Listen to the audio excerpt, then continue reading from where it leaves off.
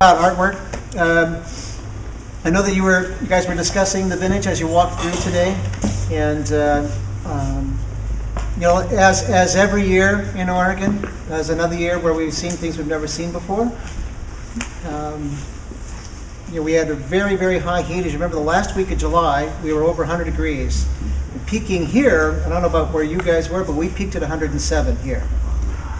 In fact, that was the week that we were building the Walk in the Park event down here, so we were outside, all of us, all week long, building an event, and it was character building, I can tell you.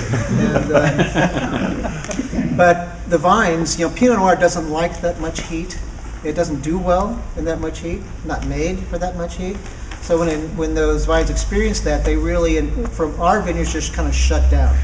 Up to that point, we were 3 weeks ahead. A good 3 weeks ahead. Good. I mean, and all the other crops were too, whether it was wheat or anything else.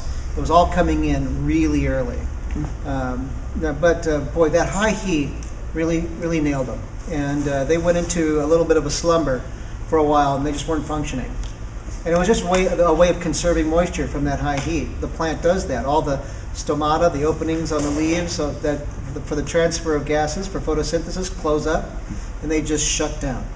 To protect themselves from losing moisture, and but in the end, it caused them really to stall for a while, and then they began working again. Labor Day weekend, if you guys remember, we had an inch of rain. It was a good soak. We were a little worried there'd be a lot of bloating. There was a little bit of enlargement, not as much as we expected actually. I thought it'd be a lot more. There was some enlargement, but not a lot, and then it was followed by 2 days of very, very warm, drying winds, and very much Santa Ana-like, you know, the California Santa Ana winds.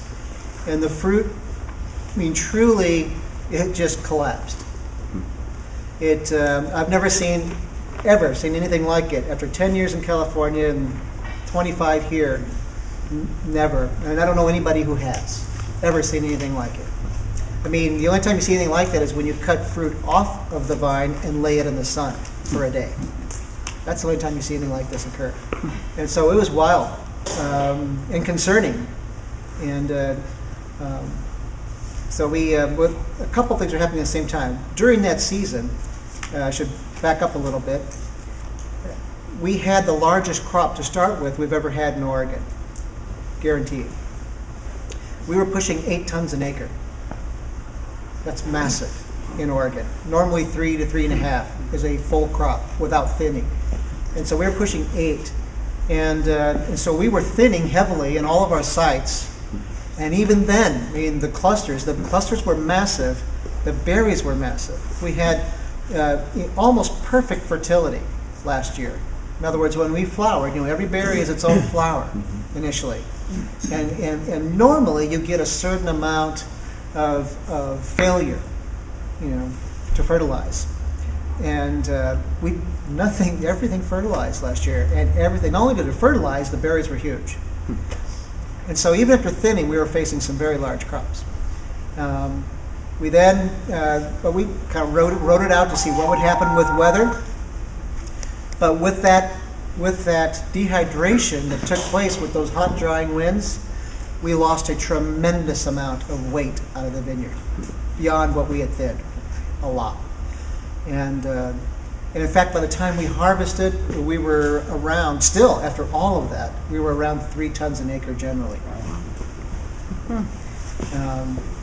The concern was that when you looked at the fruit, you know, you call it the morphology. The morphology is the physical look of anything. We call it its morphology, right? Well, the morphology, or the look of that grape, was that it was so shriveled. We thought, man, are we going to have prune, raisin-like qualities to the wines? Is that where we're going here? Because frankly, we didn't know. We'd never been there before. No one had. There's nobody on the West Coast who's ever seen this before. No one. And if they tell you they did, they're lying. Believe me. And so it was really, no one knew what to really expect. But all we could do in the end was to look at those things that we use as a parameter for real ripeness. And those things are seed color. Have you progressed from green to a brown color in the seeds?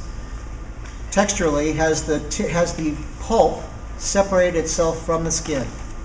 When grapes are ripe, that happens. The pulp separates itself from the skin. Has the seed separated itself from the pulp? When grapes are ripe, that has occurred. Okay, all these things. And when you taste the fruit, ultimately, what's the ultimate test? When you taste that fruit, do you get depth of flavor? Do you really get some depth of flavor? And so we waited, even though it looked like, I mean, if you looked at the fruit, you thought, Jesus Christ, I should pick now. I mean, you did. Kevin? Yes. You said, my God, let's get on it. This is serious. But we just waited, you know. We said, well, but, you know, physically it looks challenging, but we need to wait till we get right flavor. And we did. And in the end, we're very happy we did. The fermentations, we saw none of this overripe character, nothing. And in the resulting wines, as we pressed off, no, there's no prune, there's no raisin-like stuff, none of that going on whatsoever. And so we're really, really happy that we did what we did, and very happy with the results.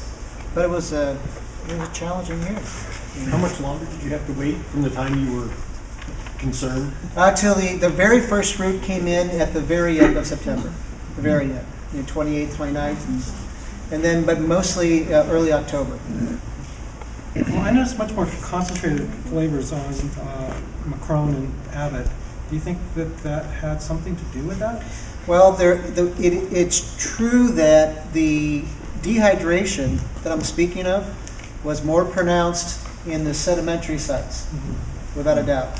And so if you're in the Yamhill Carlton area, Ribbon Ridge, it's